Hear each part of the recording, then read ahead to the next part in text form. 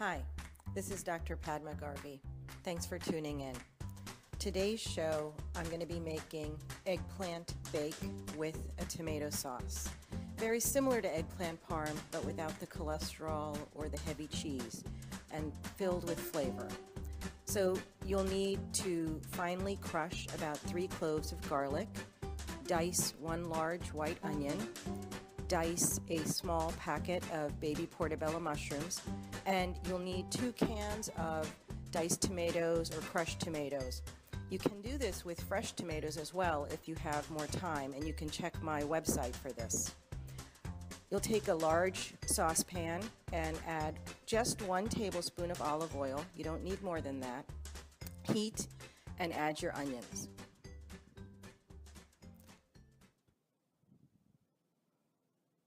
You'll then add about half a teaspoon of salt, mix well, and then add the garlic. And again, mix well. You'll cook the onions until they get a little bit translucent. And then what I like to add in my sauce are fennel seeds.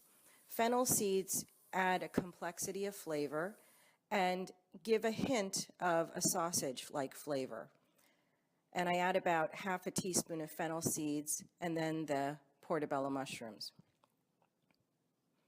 Cover and let this cook for several minutes until the mushrooms release their water and the onions become completely translucent. And then you can add your 2 cans of diced tomatoes or crushed tomatoes.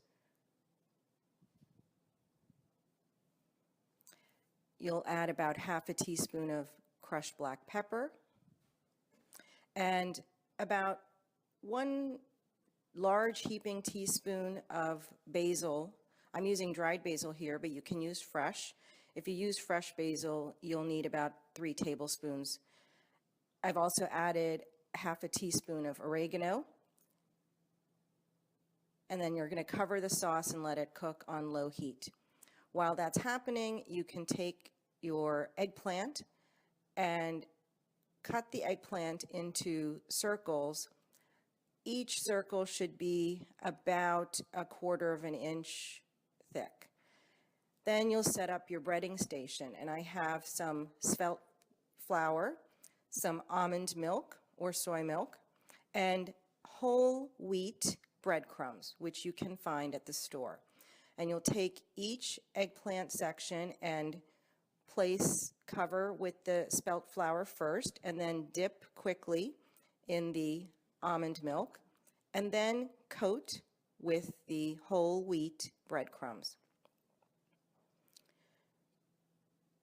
Place this section on a pizza baking dish, and once you've completed all of them, you can bake them at 350 for about 25 minutes. And when they're done, the coating is really nice and crisp.